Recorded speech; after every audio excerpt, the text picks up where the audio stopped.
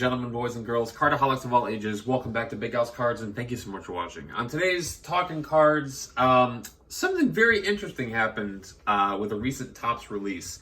So Topps Definitive is a very high-end product. Topps released it for $2,000 a box. I'll say that again, $2,000 a box, and it's 8 cards per box. It's a very high-end set. I think 6 of the 8 hits are autographs. Probably, doesn't come close in value every single time. It is much more of a product that is a better suit for like a breaker. Unless you've got loads of cash, in which case, good luck to you. But there's a card. It's a Randy Arozarena and Austin Meadows dual auto to 35. And if you look at the signatures, they look nothing like what we've seen these signatures to be. I'm going to pause the video here and put up a couple of photos in the video so you can actually kind of see what the differences are.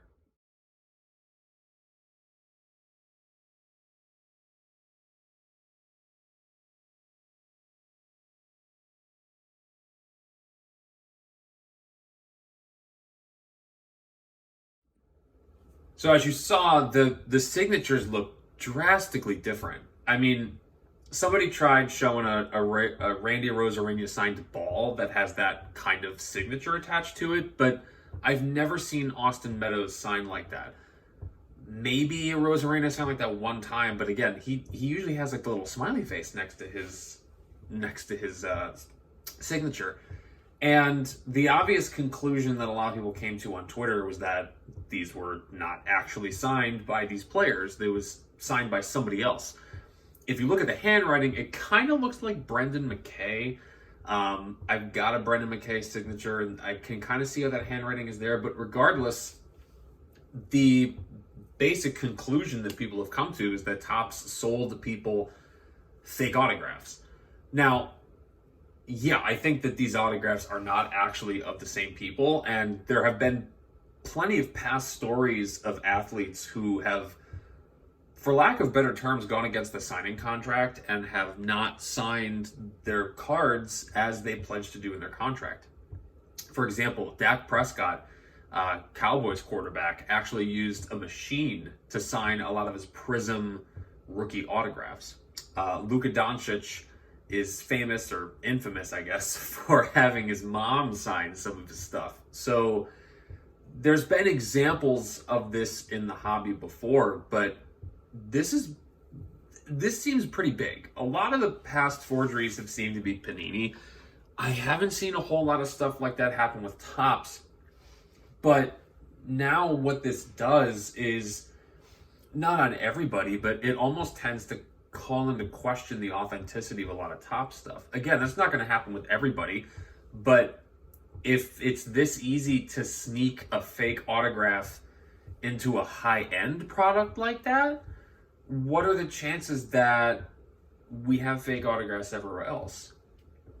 Right? Now, I'm not trying to be a conspiracy theorist. I'm not trying to be, Topps is the lizard people or whatever kind of crazy conspiracy here.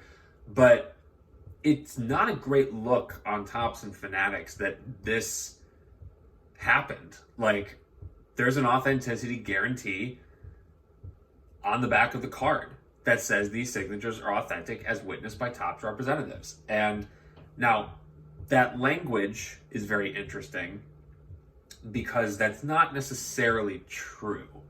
So it's not like they have a Topps representative fly to a player's house or their apartment or whatever and watch them sign hundreds of thousands of stickers and cards. That's not what happens.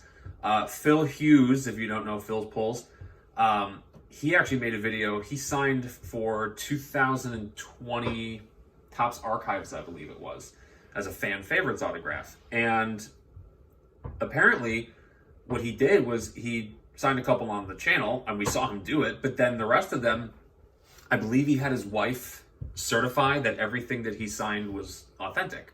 So in that instance, his wife acted as the Topps representative.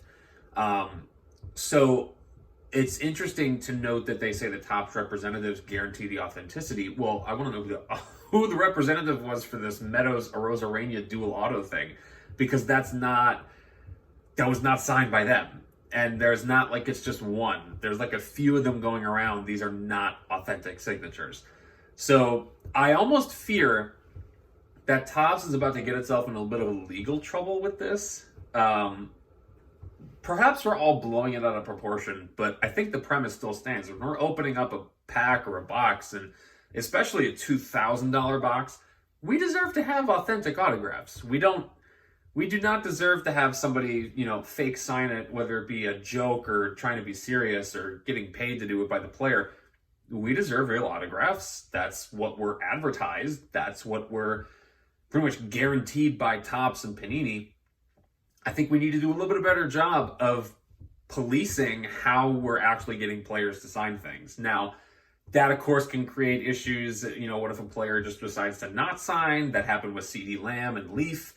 It's the legality of these contracts that they have with the athletes is very fascinating to me. But before I get off on a rambling train on that side of things, to give you too long didn't read the TLDR, these Arozarena